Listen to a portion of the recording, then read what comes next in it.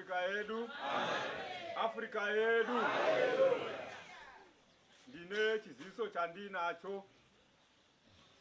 Asi ndisati ndataura chiziviso chandinacho. Ndinokumbira kuti mutiregererewo. Tanonoka kubata nguva dzechechi. Sezvamuri kuona kuti tiri pakuchema saziso enginaso. Okokuqala ngicela ukuthi ngixolise ngoba niyabona ngesikhathi esikuso. Sezvamunoona kuti tiri pabasa rekuperekedza nekuchema mumwe wedu. Njengoba nibona ukuthi sisemsebenzini wokukhalisana nabakhalayo. Muivhangeri Ernest Muradzikwa. Muivhangeri Ernest Muradzikwa. Tanonoka tine mashoma ekugadzira basa ratinaro. Besizama ukuhlanganisa malunga ngawo lo msebenzi esipewe kwawo. Kuti rifambe nekumira zvakanaka. Ukuze lo msebenzi uhambe kahle. Saka ndatsumukira chinhu ichocho ngisukumelelo ukuthi ngixolise kulokho. Nokuita kwakadaro haisiyo nguva yedu yekutanga chechi. Ngoba akusona isikhathi ngabe siqala ngaso inkonzo. Munotiregererawo here? Niyasixolela na. Munotiregererawo here? Niyasixolela na. Tinotenda Mwari. Zvakanaka ndizozo Mike yechechi unoimbako. Ndiri kuda chiziviso chandasimukira ndikuzise chimiro chaBishop wamuri kuona tisinawo pano naMike. Isaziso engisukume ukuthi nginazise ngaso esikaBishop. Tingadai tinawo pano Bishop naMike vasvika kare. UBishop noma uBishop befane babe khona lana. Asi vathi vachibva kumba vari munzira kuuya panzvimbo ino. Kuthe esendleleni ezalana vafonerwa kumandeni kumba kwaMaBishop kwaita ufonelwe lapha kubo kwaMaBishop kunomuntu ogulayo. Saka vafonerwa kwaita urwere hwakaipisisa hwamhanyira isimo esikhona asimile kahle. Saka ndokwavaenda ngadai vasvika panapa chechi isati yatombotanga. Bezofika ingakaqali ngisho inkonzo. Saka vamhanyira ikoko vachiti vachambonona urwere hwakamira sei kana zvichikodzera vasiya vaisa kuti munhu iyeye aende muhospital. Bephuthumela ukuthi bayomthatha lo ogulayo bamise esibhedlela. Then vozosvika kuno kana vachinge Mwari avatendera. Bese zozalana uma kuukuthi isikhathi sisamvumela uNkulunkulu emvumela. Saka tinovimba kuti vasati vasvika pano kudai vachiri ikoko. Cabanga ukuthi njengoba engakafiki uchaza ukuthi usasekhona lapha. Saka ndochiziviso chandasumukira kuti ndikuzise chimiro chatinazise isimo esinaso. Kudzai Jehovha. Rumbidzai Jehovha. Jehova.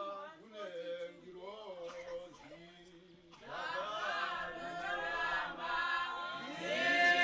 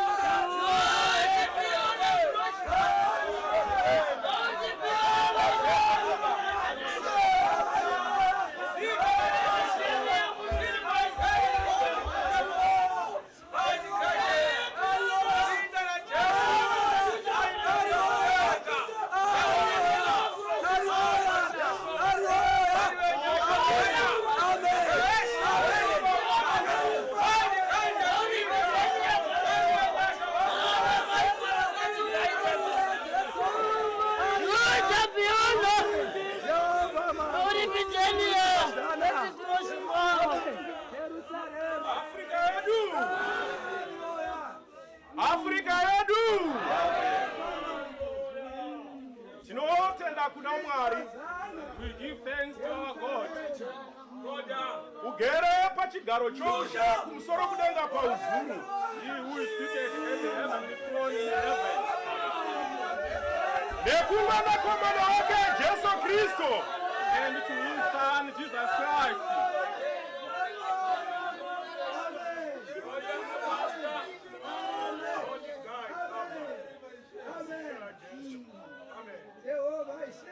Hallelujah. Amen. Tinomurumbiza Mwari. We praise him, our God. Watati ari kumusoro kudenga pachigaro chake. He who we say is in heaven at his heavenly throne. Nokumbana komana wake Jesu Kristo. And to his beloved Son, Jesus Christ.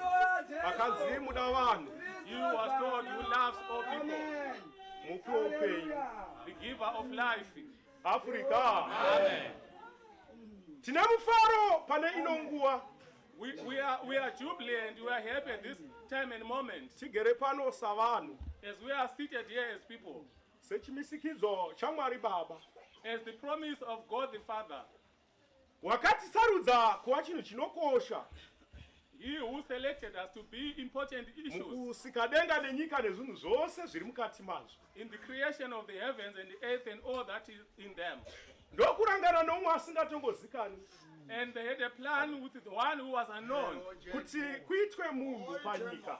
So that they be a person on earth. Akatora ivhu pamusoro penyika yakanga asika. He took clay on the earth that he had created. Ndokuvaka chiumbwa. And he made an idol. Asi hachina kuva noupenyu. But it did not have life. Ndokuzoisa mweya wake nenzira yokufuridzira. Then he breathed his life in his spirit in him. Tika akanzi munhu. And that idol was called man. Maafrika edu. Amen. Hallelujah. Amen. Ndonyasha. That is grace. Zatakaitirwa naMwari. That God did for us. Dzatisvitsazve pano nhasi. That brought us here today. Nokuda kweupenyu hwaakaisa muchiumbwa. Because of the life that he breathed in that idol. Toda kuti tifambidzane naye. Amen. Hallelujah. Amen. Tati chiumbwa changa chisina upenyu naika. This idol had no life. Asi Mwari akafuridzira mweya wake. But God breathed his life.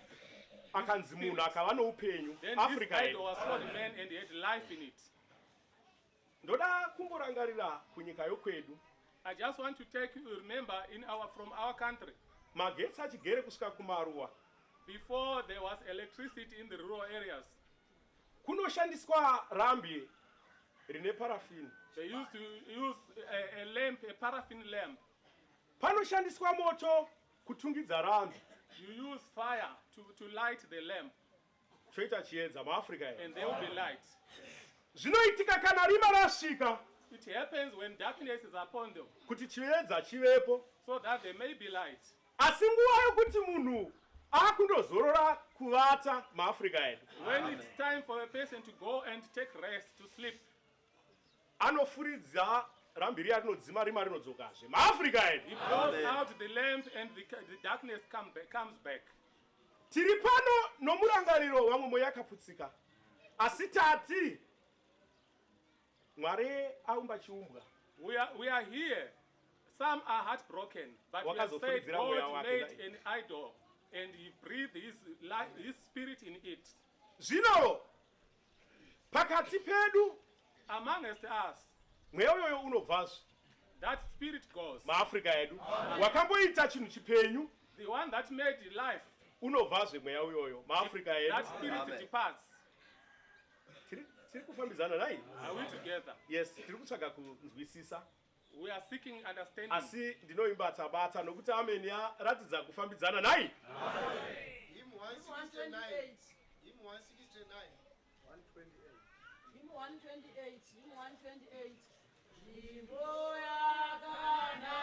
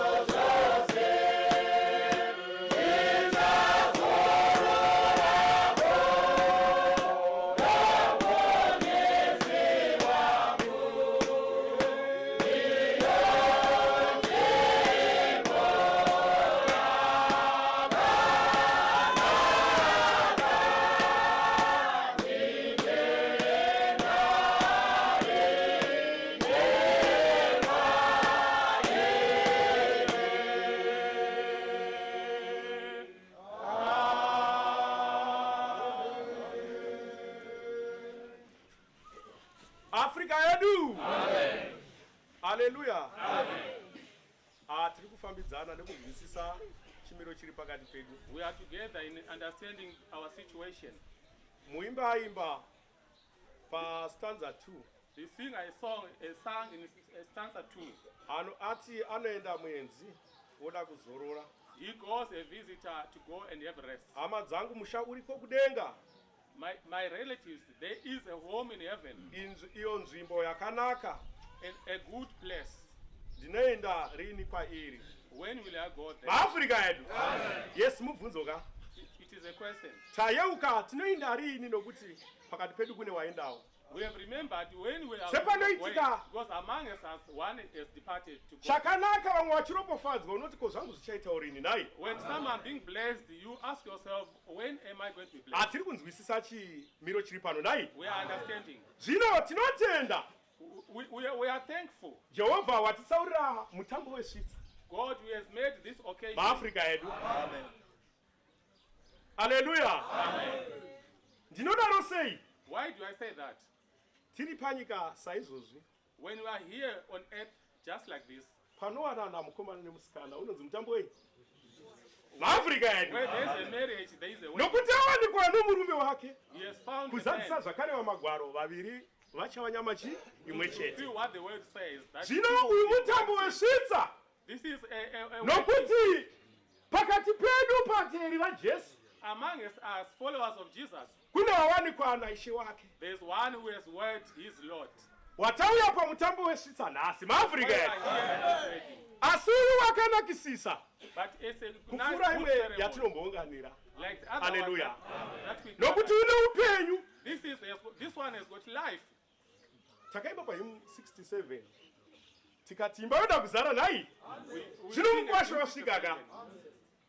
Now the bride has arrived. Shambidza uku kuti kana mukwasho wasvika ndionewa. Hallelujah.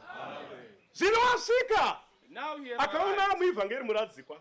Wawanikwa ndizvo ndati. Who is evangelist Muradzikwa? Mutambo wei wesvitsa. Hallelujah. Tiri kufara nokupembera ndonyaya iri pano. We are happy and we are celebrating. SekuvaIsraeri nanhasi uno vanopembera Passover. Hallelujah. Like the Israelites up to until now they celebrate Passover. Tiri kupembererawo iPassover iyi. We are also celebrating this is a Passover. Mukuru. Hallelujah. In a big home. Nekuti chawana umwe chinopembedzwa chakanaka. Hallelujah. Everything that happens upon someone we celebrate. Muevhangeri Muradzikwa. Evangelist Muradzikwa. Awana chakanaka. Yes. Nokuti mukwasho what is good. Wawanikwa uyu. Hallelujah. Afrika yedu. Zvasarira iwe asi ndosaka wademba ndinoenda rina. Hallelujah. Aiwa uchapo. When you are going. Mutambo wesvitsa kwamuri vanamai. It's gonna newe come mutungamiri. To lead us and all you mothers. Iye takapfeka magamende anenge madress. Kuti ipo. When we are wearing these garments that looks like ladies dresses. Tinowanikwa. It means Africa. that you are going to work. Asanotiwana ndoupenyu. But the one who wears us is the one who is ndosaka tiri wazvinilipisi. That's why we vasharukwa vagere vakatsikitsira vakangomirira chii. We are waiting upon his time. Tinganyanyotora nguva toda kuti tinzwisise muchizoiba ibati zvishoma shoma. Maafrika edu toda kutaura chimiro chiri pano tachinzwisana ye. We want to talk about the situation that zvino Johani muapostora John the Apostle ari pachiwi chePatmos on the island of isitsva iri pano. This is not a new story. Takaidzidziswa naye tikaiziviswa naye. We are taught by him. Ndatarisa ndauya kunombera handira kuona misodzi. When I came in front, I did not see any wakapinda mananda maAfrika edu nekuti chiitiko ichi takachiziviswa tikachinzwisisa. Hallelujah. Nemashoko anoti ibhuku zvakazarurwa 6 yes verse 7 wongu zvisimbiso zvitanhatu zvokutanga ndeumwe musakanga nokuti ndoumwe akatambudzikira pamusoro peevhangeri iyi nokutsunga ndopaakazonzi noumwe akuru uya pano aitonzi tarira uone. Haleluya. Zvino regai tione zvaakaonaka zvingafambidzana nechimiro chiri pano. Yes. wakati azarura chisimbiso chechina wongu ndikanzwa inzwi rechisikwa chipenyu chechina richiti wongu uya eka ndikatarira ndikaona bhiza wongu rakacheneruka wongu wakanga wakanga akaritasva wongu zita rake Rufu. haleluya Afrika ndicho wani This Akati is John.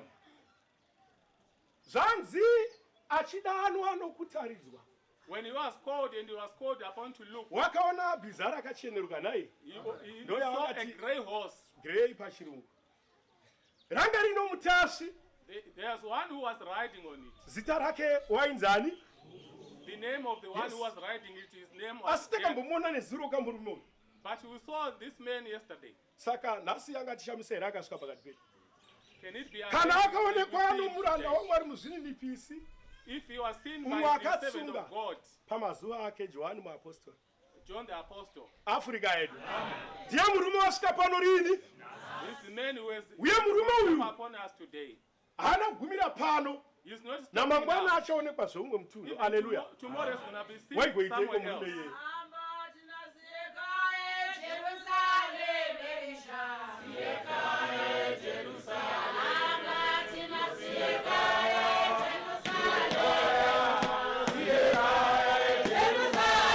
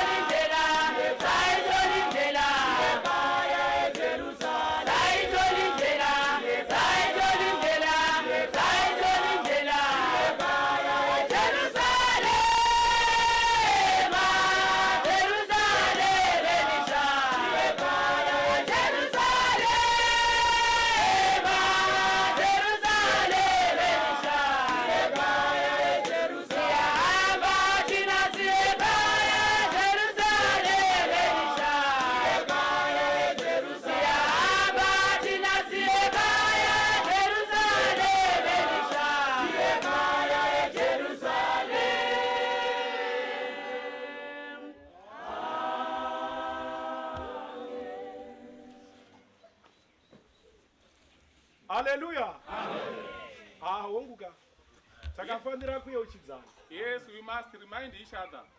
tiri kufamba tienda kupi Where are we walking towards? kumusha nai Home, kujerusarema maafrika yedu Jerusalem. muranda wamwari mwari akamuda The servant God loved him. nekuti dei zvaisava izvo taizodzoka toperwa nemashoko asi akanzi ida unovatora If it was not that, he was told, ndinotenda nekudzidzisa mufundisi muranda wamwari pauro mwazha waafrica servant of God, Paul Mwasha of Africa, akanzi enda unovatora he was told to go back and take them. vanhu vangu kana kuti varume ivava vakava voga vangazowanza nhoroondo naye If the Ndo men saka are men uchidzwa. only, there will be too many stories. kunyange kana da kubuda musiporo ubva wanzwa mazuva anodi avanoshaura maafrica When yedu you are about to lose it, Hey, you vari see kubasa what rani? they are going to sing. yes They are doing the work of God.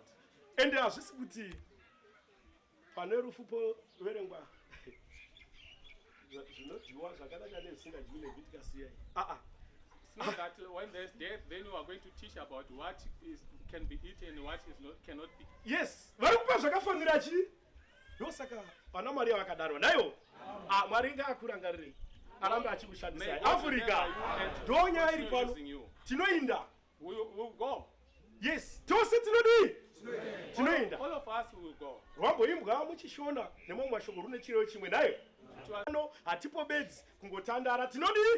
Tinoinda. We want Hallelujah. to know that we are here. Yes. We do not belong here. We Umwe will go. Aendawo naye. One of us is Uyetanzwisawo nesu tinodi. and you also understand that all Nguva of us yokuchema are era. also going to go. Zvakanaka. Tatiri pane murimo. Mashoko ake akazoti. Wakati azarura chisimbiso chechina Wongu. ndikanzwa inzwi rechisikwa chipenyu chechina richiti Wongu.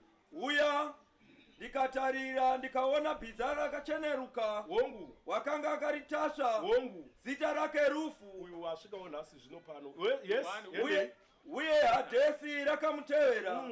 Iyo akapiwa simba pamusoro pechechina Wongu. chenyika Wongu. kuti vauraye nomunondo Wongu. nenzara Africa norufu nezvikara zvenyika. maAfrica edu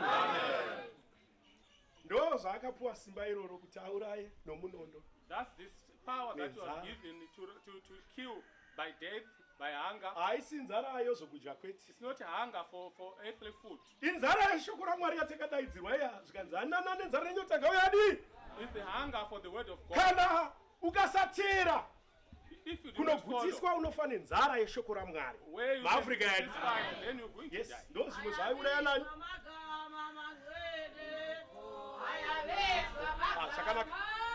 Zvakanaka. Anodedzwa kana tagutiswa nayo. Somurume wapupuriwayo. Nekuti akagutiswa nei. Asi pazonzi norufu. Hallelujah. Then they said there is death. Uyu wafa nei. Waenda norufu haana kufa. Avete This maAfrica one edu. is born with death. Kuti zvinzwisike pane vari panyika waenda nei. Norufu maAfrica edu. He has departed by Paya death. panzi. Yes. He has departed by death. Hanzi chivi chikakura chinobara chi rufu harusivo rufu rwarewa When maAfrica edu. they say when sin grows, it bears Maziva life to sei death. ndakaro. But this is not the death that you are talking about.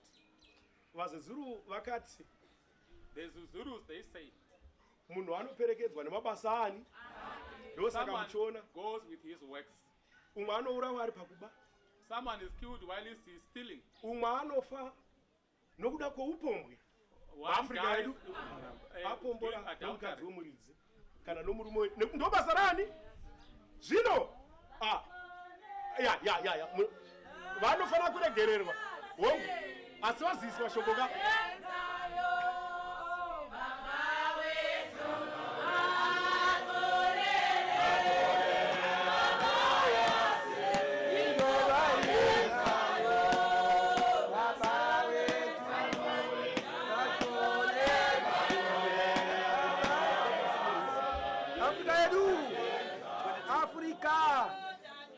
Africa yedu deredzai madhoko eyo papa dzikaisi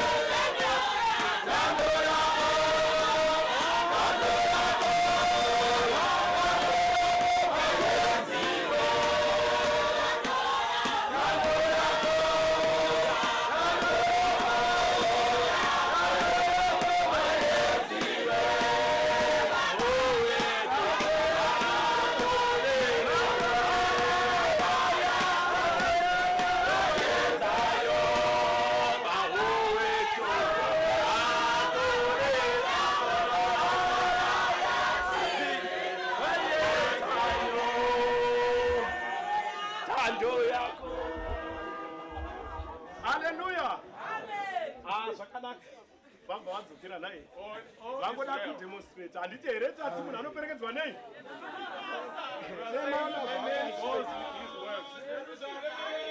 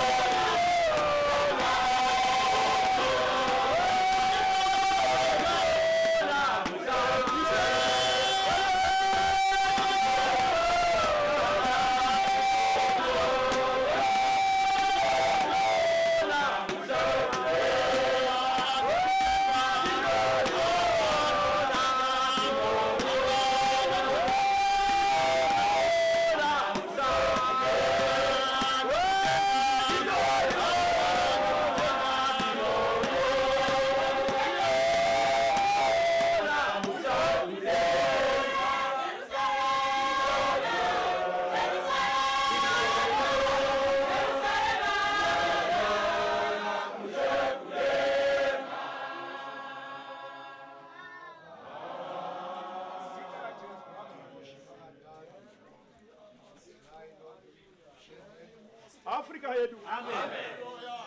Haleluya. Ya uyu mutambo wesitsa uyu. Uyu wakaoma uye wakatinakira. This ceremony is good for us. Ndati iya yatinomboita yokuwanana vanhu ndo vanouya nezvipo nai. I said that we do the wedding. People are going to bring gifts. Asi apa pane uyu manje uyu. But on this Vanhu one, vari kutora zvipo. Haleluya. people are getting gifts Zvine kururama. that are righteous. Nyaya iri pano yakanaka. MaAfrica yedu. This is a good story. Akazi kekutanga mufaro ukapfuura mwero zvinosvika hazvo ipapa nayo. It's not the first time Asi when vabatsirika people are handizvo overjoyed. nyaya yakatangira kumba uko tichisvika china mauro takaona gamenti ini iya ndiye vatungamiri zvake rakanga radii rakapfekwa When we got home on Thursday nejombi evening, we guru saw chairo the ladies nebhaibheri wearing the muimwa men's garment. maafrica yedu nyaya yakanga iripo ndikati variurakava. They said these are Haleluya. makoti. Pamwe avo tichigere kunamata navo asi chavaingoziva pamurume uyu ndezvaaita What Africa. they remembered was his work. Africa yedu pakaveringwa mirayiro yamwari inechi They Kubva read vapedza the Ten vakati Commandments chipi? of God. vakataura nendimi vachiteedzera They spoke in zvaaita tongues, pandakati vanhu simulating what vanoona he used to do. vaingosvetika ruiri zvaidi zvaaita maafrica yedu vakakusha mvura Africa Spring with the word Alpha and Omega. zvikanzi ndinopona nokuda kwapauro mwazvo waafrica ndikarwara ndinoenda gomo rebhaziya kune gomo rine bakoko rakavhurwa nomurume uyu asi uri panyama nzvimbo iyoyo inondishamisa vakaiona sei maafrica edu ndo zvavaipupurira nokuti zvanzima basa ako akanaka anokutevera uye akaipa anokutevera maafrica nhasi paita chisoonekwe hongu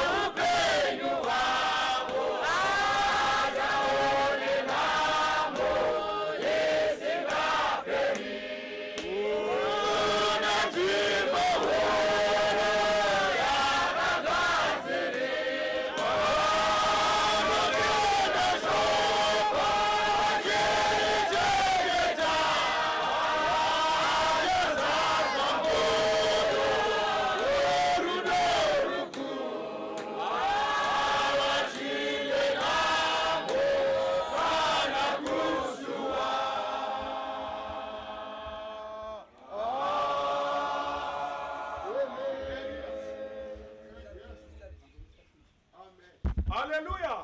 Amen. Africa yetu. Kuna mapisari ma 16 pa 15. Psalm 16 verse 15. Zikanzi chinhu chinokosha pamberi paJehovha.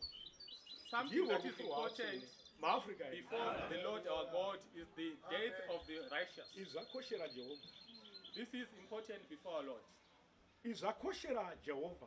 This is important before our God. Tapiwa mumvuri We have given a shadow here kuti basa rifambiswe muAfrica yedu. so that this work can Pari proceed. kuimbwa papi? Here people are singing, Tichiyeuchidzana. reminding each other. Muchandiregerera vatungamiri. Pana mai vaimba ruyoru. Makabhabhatidzwa rini mai? There's a lady who sang this song. Unai? Asimukai? You can stand. Agara iri pasi. You can sing. Hallelujah. Ndiri kuno mberi nhasi Mwari andiitira nyasha. I'm here Zvimwe in nyamba nehaiti yangu dei ndiri mukati mangu ndisina kuona chishamisika. Africa! my height, if I was among these other people, I would not have seen this. Ndosaka ndakabvunza. That's Muri why kuzoona I've seiwo asked it here. vatungamiri. How do you see it?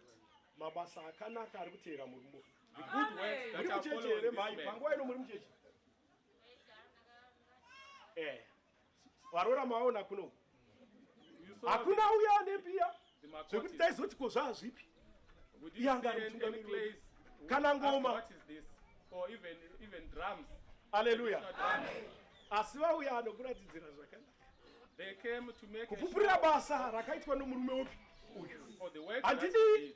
kunyanyopupura nekuti vauya kuno mberi vadi vapupura. I don't want to confess all those who came here, they have done that. Vamwe vakati takambotongera Mwari. Some they said we were judgmental on God. Ndinoona zvaifanira kudaro nekuti vaiona sevarasikirwa. Vamwe vanga vachigere kudii kudzidzawo pamurume uyu nai. It had to be like Asi that. ndakuona manje kuti panguva ino taakunzwisisa nekuti But now I'm understanding. mikumbiro yenyu minamato kuna Mwari handizvo here muchirangarira mabasa api aya All requests are prayers for God remembering his works. venguva yapfuura Like kuna before, Dhokasi naTabhesi akamuka nai. Tabel. Zvino uyu murume uyu achipupura vanoziva anoti ndakafa ndikadii. Those who know this man, he said that he I died got and to tell he you was this. raised from death. Yes. Kuda kuti nguva yanga isina kukwana asatani anga aita godo nai. It was not his time by then, because the devil had, Razaro afa aiswa mubwiro when mazuva Lazarus mana haana died, kumutswa here asi achikona nhasi. he Zvino was risen from death, but is he still alive today? ngatimutendere afambe zvakanaka. Rufu rwekutanga rwakadzimwa akapuwa mukanazve. Let us allow him to go well. Says Because Wakaita. the first death, he was risen from the first death, but now he has Akambofa gone. murume uyu He died before when he was young. kana achipupura maAfrica edu When he tells you akadzoka this dai story, then he akaita was- basa akabata mabasa esimba ari kupupurwa papi pano. then he Zvino performed the works of the gospel that we are also all confessing here. hama dzokutenda vapostora vaJesu Apostle of Jesus nehama dzeropa vekwamuradzikwa maAfrica and edu the family members, ngatitenderei mweya wake uzorore murugare. let us allow his spirit Hallelujah. to rest in Oh, peace. ndofunga munoimba munoimba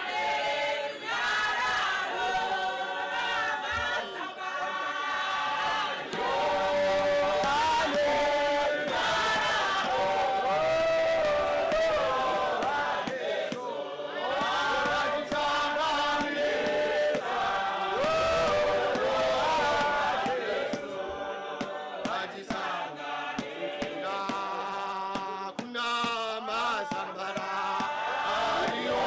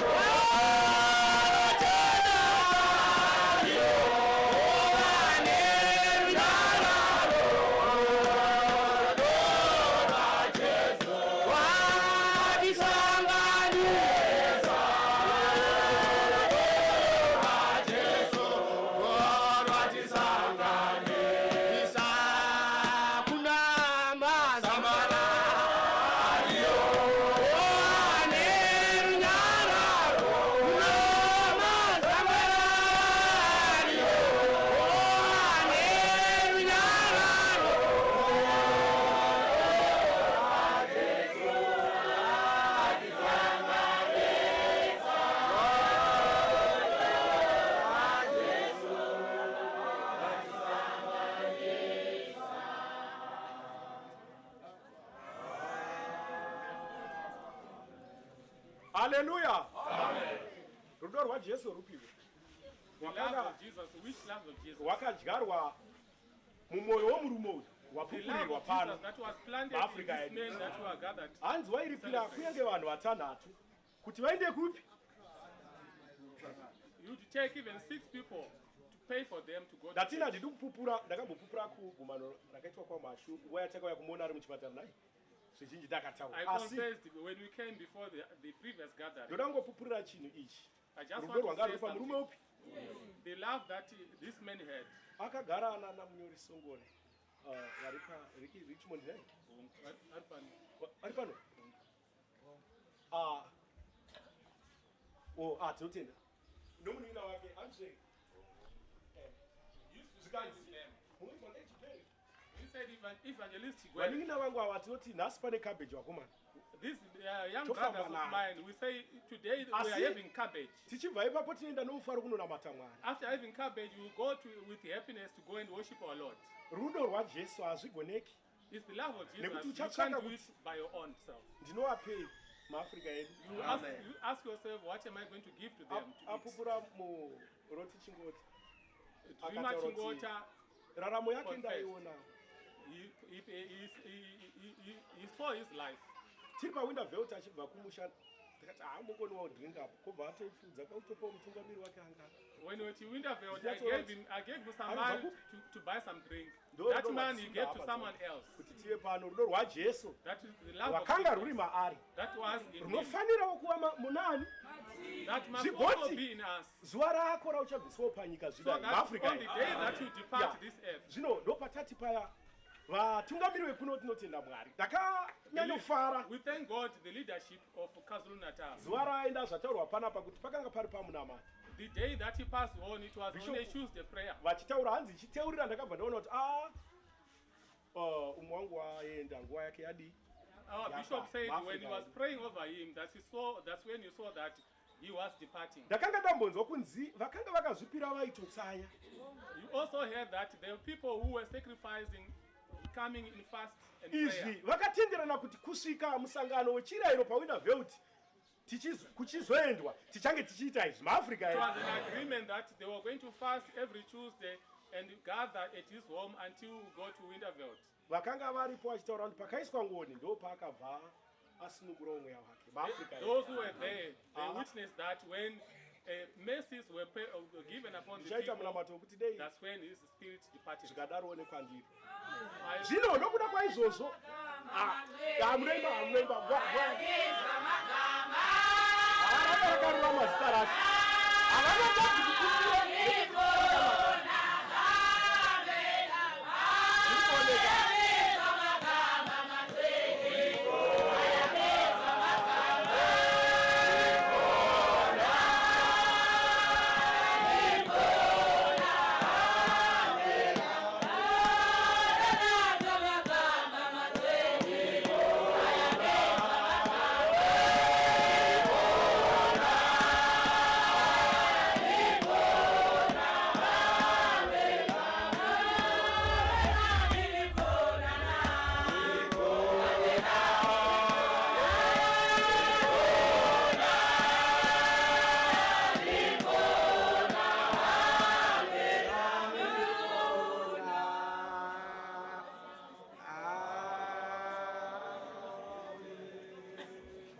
Haleluya.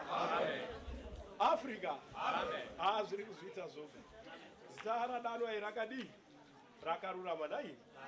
Zvino His name that was called was a righteous name. shoko rangu rokupedzisira ndiri kutipiwa tendi norudo rwenyu My last word with love to the people nokutsanya of God. kwose kwaitwa muchidokwairira kuti chi muivhangeri muradzikwa dei zvaita kuti kana kuri kuda kwako Mwari amuke panhoo.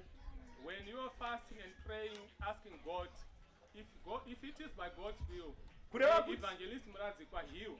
Kana dei kwaisava kudaro If it was not for zvaizoitika that, ndo zvakadii izvi.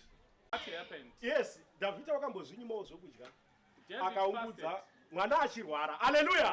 when his child was Asi sick. zvakati mwana afa zvikanzi ndichazvinyimireiko zvokudya.